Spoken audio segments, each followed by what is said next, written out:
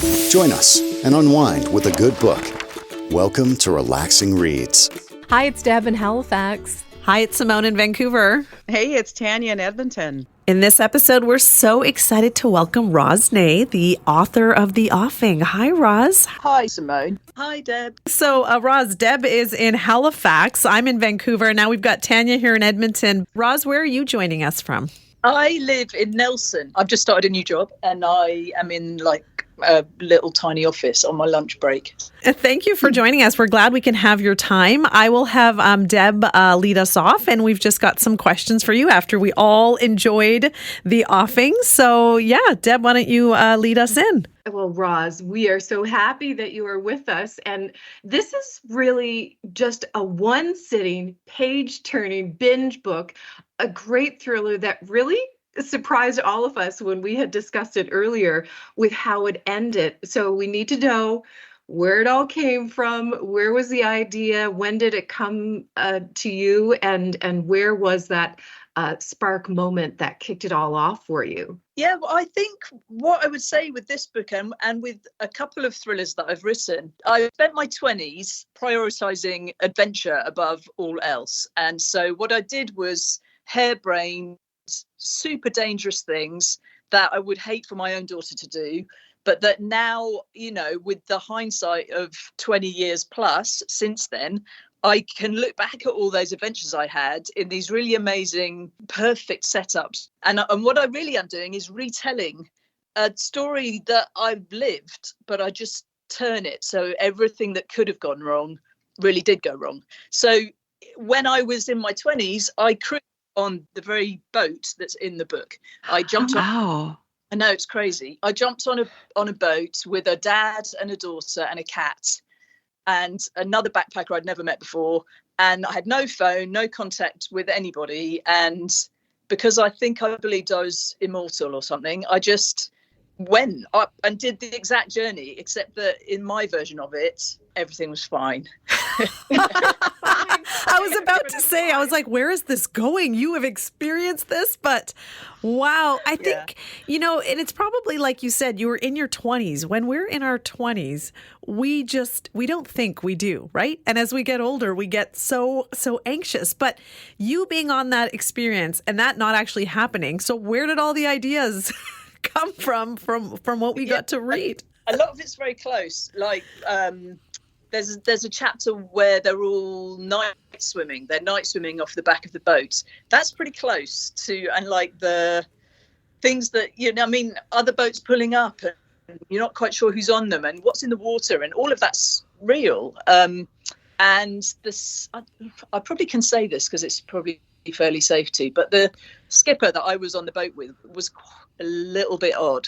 So I basically part of the job. And he had a whole backstory that came out through the course of being on the boat with him, and his life was in massive tailspin that none of us knew about when we got on the boat, but it just kind of emerged gradually. And in my version of the real story, that was just kind of a sad thing for him. But obviously, I took bits of it and just turned it up a notch. Yeah. Well, and I think that, some of the tension that you have or how you've written is, we think back, when we're in our 20s, we're all probably around the same age. And it's like, you didn't have cell phones. Like, I think about, I went backpacking, across Europe and I didn't have a phone and I didn't have, I just wonder, how we survive. And of course, you've got your characters where their phones go missing. And, we can all feel that because if we just misplace our phones in our daily lives, we're like, oh, everything's going to hell. But, back in your 20s, it's like you didn't even have that. So that was like a safety net that these girls fortunately had. But then it also added to sort of the tension of like things going missing and what brave young women those girls were, or just crazy, like you said. Right. They're like young and you don't think anything's going to happen to you. And you just sort of go. I sometimes feel like I want to live that again. My editor said early on when I pitched the book, she was going, no young girl in her right mind would ever get on that boat. That just would never happen. And I had to be like, well, actually, story, because that would be me. Yeah, and the cell phone thing is, as a thriller writer, you at some point in these books you have to get rid of the cell phones because you can't have them communicating too easily. So that's another little thing. And the other part about this book that was tricky, it's always fun to write, just as a side note, always really fun to write early 20s characters because they are so impetuous and they always do rash things, and they're perfect in thrillers, I find. But yeah, the other thing that I had to try and invent in this book that was quite tricky structurally was this sense for the reader that things are going wrong things are not okay on the boat, but in a way that isn't so obvious for the girls because they would just get off the boat. So that kind of balance was quite tricky in terms of structure writing this, because I needed them to stay on, but I also needed it to be a thriller that things are going wrong. So that's why I created this kind of dual timeline. Where you've got police that are happening kind of in real time. And so you, as a reader, you get to see things that the girls can't see yet. Yeah, and the way you wrote it, you were able to maintain the suspense for us, without giving too much away. Because again, when we had discussed it, it's like, no, we didn't see that coming, didn't think that might happen. It's definitely dance you have to do as a thriller writer. You have to, build your twists and your deeks and you kind of, I always feel like writing thrillers is like a mirror game with your reader. So you're trying to predict where the reader's going and the reader's trying to predict where you're going. And it happens all the way through. You really step, in kind of lockstep, I think, or I feel like you're meant to be with your reader. So I'm always trying to think, hey, what have I told you so far? Where have I told you? What are you thinking as a reader? And then I know that they're doing that in reverse for me. Where am I going? What's happening? Where are the twists? But you have to build them in so that there's good payoff at the end, so you don't feel cheated as a reader. Yeah, well, when I was reading, your red herrings are fantastic.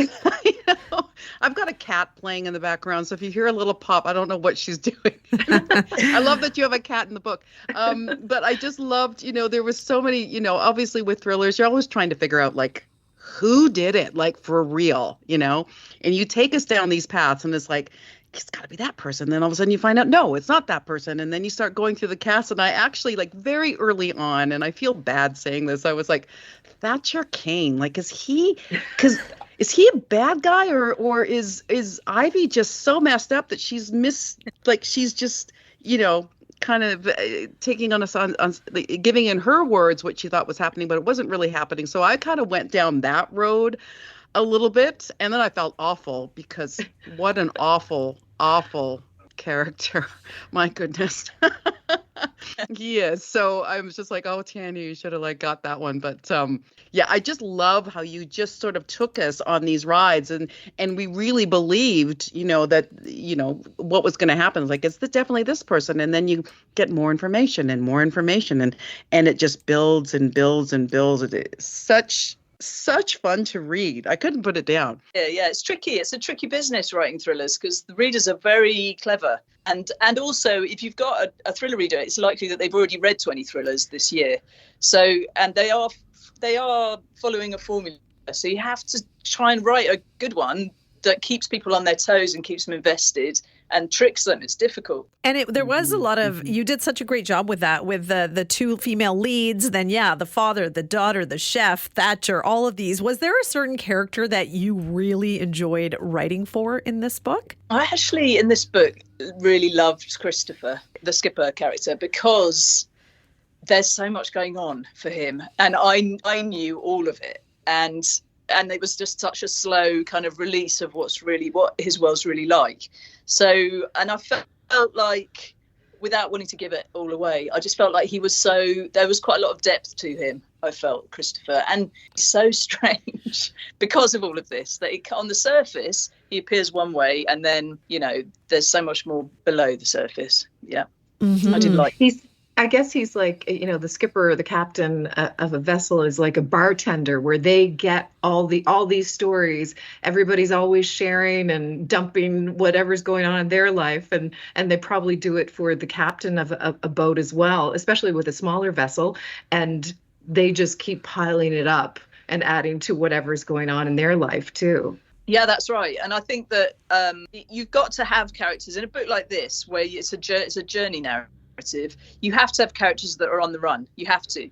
So when readers are like, "Oh, they're on the run from something," but it's important that they don't know what.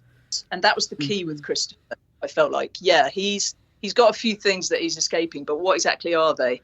Was a different thing, and it was really fun to twist that. Yeah, because I didn't know with him, and I really liked that character too. I thought he was very complex, and I thought that there were parts of me that I felt sorry for him, because I felt his world spiraling, and it was just like, what is he all about? Like, what did he do? What is he running from? What is, and all that. And I wanted him to be the good guy, I wanted that, because I just kind of really liked that character. And so it was really interesting how you weave that. And of course, into his interactions with everybody that's on the boat. When you were on, back many years, did you ever feel unsafe when you were on the boat? Or is that something that 20-year-olds just don't think about? I feel unsafe from the people. The real life skipper was definitely kind of unraveling and was a little over attentive, I would say that, which was a bit cool, but not unsafe. But he did do this really strange thing. I'm sure he's not going to list now. He used to every day, and I had this as a scene, but my editor was like, "That's so strange. I really don't think you can put that in there." But he used to shave up. On which way would that be? Upwind of me. Like every day he shaved, he would come next to me and shave, and all the flecks of his chin hair would get it off, because it was so hot and I was sweaty and sun cream. And it was so odd. And I used to say, "Can you not do that?" But he thought it was funny. So, and that kind of thing, I really didn't obviously enjoy that. But there was also the fact that he had chartered this boat, or he owned this boat, and as we journeyed up this coast and across the Gulf of Carpentaria, that's real at the very top of Australia, it's very dangerous. Like, it's a shipping channel, so big vessels are coming through in the night, and it kind of emerged for me that he didn't know very much about what he was doing. Wow. So there was a time where we came very close to colliding. I was asleep, and I was woken by this massive wave that lurched our boat, and lots of running footsteps. And I woke up and went back, and I was like, "What?" And there was a huge liner going by. Oh my God. You would just be a speck to a liner. Yeah, that's scary. You would just be, oh my gosh. I never told my mum that actually happened. That was really dangerous. Best, and I got off the boat within a couple of days after that. But yeah, things like that. I didn't put that in the book. I mean, because there was enough else going on. But yeah, they have a lot going. Yeah, you have a lot going on. What a perfect place to escape to. Like, you look at why Ivy escaped to the boat. She was afraid that she was going to get caught. The skipper, he's got his whole story with the daughter. And even the chef had the backstory about the accident back home. They've all kind of just left land in hopes of all of that going away and just being on this boat for pure escapism, right? And you think about, are there people in the world who do that, or just living somewhere where they can't be found, sailing around? I think it's a classic. You're on the run from something and you jump onto whatever's available and then find out it's a worse situation than the one you were before. I think that's a classic thriller setup. Yeah. Yeah. Yeah. I've never been to Australia, but I definitely want to go. After reading this book. Yeah. Yeah. Which sort of when you're writing, how much of the area that you wrote about, where you placed this novel, this thriller, how much was the character, was there a character in sort of the sea and the boat and just where you were? Because obviously it's very hot, and being in kind of remote, like that island that they docked at, that was sketch. Oh my gosh. I could just thought, please don't get off the boat. Please don't get off. But those things play characters as well. And then how important was that for you as you were writing to sort of kind of build this world to add to the edginess? definitely. Or I mean, everything you said. I think that you have the boat itself has to be the world. The kind of the arrival of other worlds. In the characters will bring other worlds onto the boat, but that setting was really important, and I wanted to be a little bit ramshackle and not glitzy in any way. It's not that kind of boat, and it has to be tight and difficult to live on, really. But then, and I do remember from crewing, because I crewed on this boat for a month, and we travelled up the exact path, and it was such a tiny, your world really shrinks to the boat, and then you can't see land. It's really weird, and nothing else. Just, I remember being up on the deck, there's nothing for as far as you can see, just a circle of water. The little town that I dock at that you're talking about, that one, that I made that one up, but I Okay. little places that were more and more and more remote, but that one, but Flint Beach, I think it's called Flint Beach, it's fictional, but that's been what a lot of them look like. This kind of, and quite, but that I loved my time in Australia, and that the journey I went on was obviously really formative for me, because I wanted to write a book about it, and to revisit it was really fun, because it was an amazing journey that I went on, and obviously mine went well, with the few exceptions of almost dying with that, the liner in the liner, yeah. That one moment. Yeah, the one moment. Yeah. Do you while you were writing and maybe thinking back to that time again in your 20s, there's a crazy adrenaline rush, exhilarating, and is that what was happening as you were writing? Like, did you have this high, or were you like, oh my God, I need to take a break because this is too much? Like, the emotions, are they as vibrant as they were at the time, or like because you're writing it as characters, is it a little different, your emotions?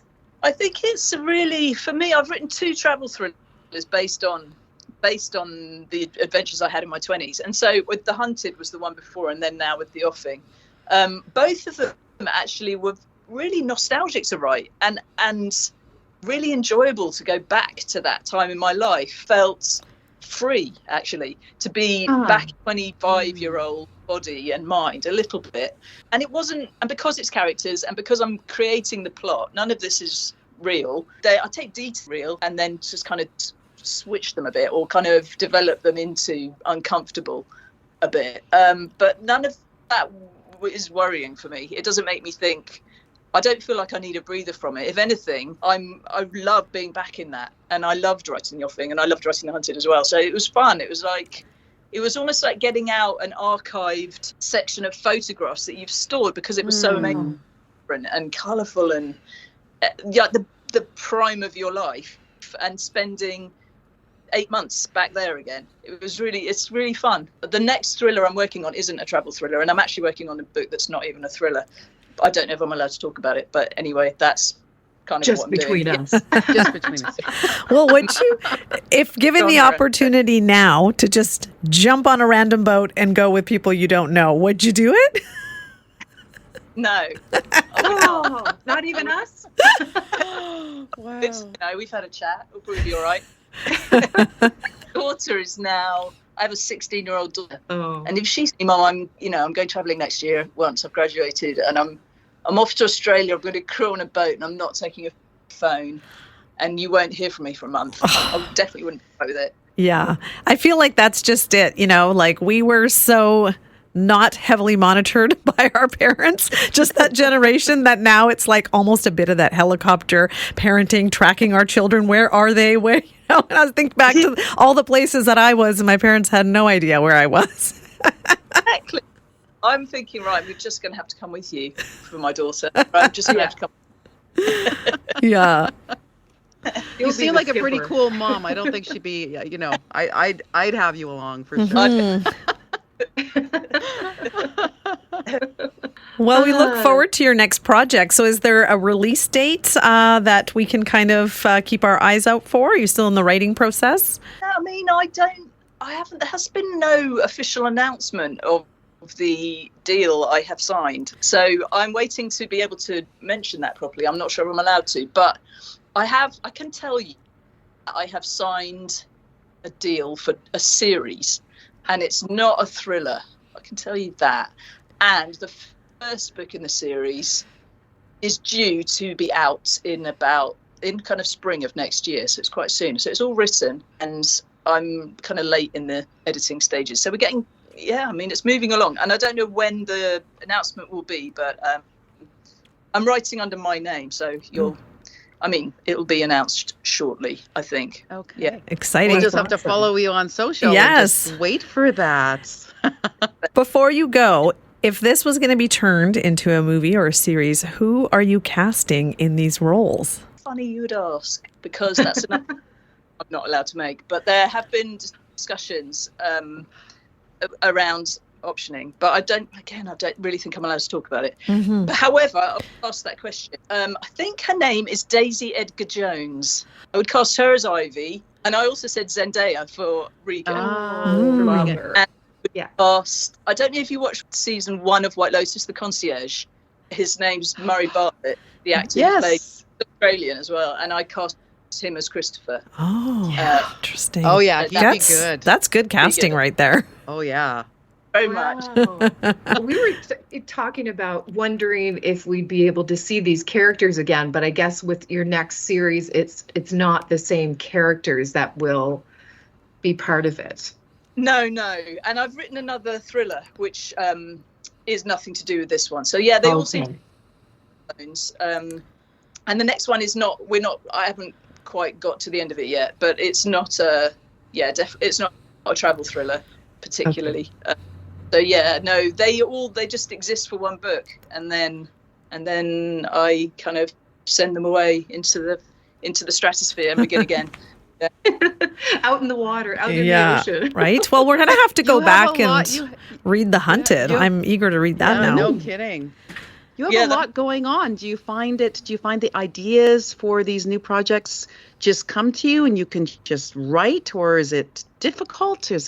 Or just depending on what you're writing about? If I look back at the books I've written, and I've written 4 published thrillers, and then I've signed a series for 2 books so far, but it's all of them are about, in some way, either things I'm doing currently or things I have done as kind of adventures. And it's true again of the series I've signed. It's pretty much a catalog of my last year of my life in a kind of not a scary way, in a kind of funny way. So I think what happens to me is I am living a certain situation or have a certain stored memory, and then I'll think that would be really interesting in thriller form. And I am always thinking like that. How could you turn that? Yeah. So I think that's take things that are real to me and I switch them a bit, make them worse or funnier in the genre. Well, we thoroughly enjoyed the book. Yeah, it was a fast read for us because we were just flipping through, and all of us you didn't know what was going to happen. And obviously, like you said, that makes for a good thriller when you can just hold on to the edge of your seat till the end. And I never knew that line in the ocean was called the offing, so it was interesting to learn that as well. I didn't know that disclosure. I didn't know that either until I was writing the book. Okay. No way. I thought at first it was like the offing because one by one they were going to get offed in this book, and so I was like, "This is what's going to happen." But it's perfect, and also something in the offing. I think that phrase, to have something be in the offing, it probably comes from. It is a nautical term, I think. Like something's in the offing towards you from the far distance. So it works as a kind of bit of menace in the title. Yeah. Mm-hmm. Fantastic. Yeah. Well, thank you so much for joining us and spending your lunch break with us. We really enjoyed it. Thank you. And we look forward to your next project. Oh, thank you. It's really fun chatting with you, and I will go on a boat with you anytime. Just Oh, yay! Sounds good. Take the wine. As long as when we anchor, we can see land. Yes. I don't know about being on a boat and seeing nothing but water. I think, oh boy. I know. I did that, but yeah, I know. Yeah. It's made for a good story. Yeah. Did it ever? Thanks so much. Thank you. All right. Thank you. Bye. Bye. Cheers. Bye. Thank you for kicking back and relaxing with us. We hope you'll join us again on Relaxing Reads.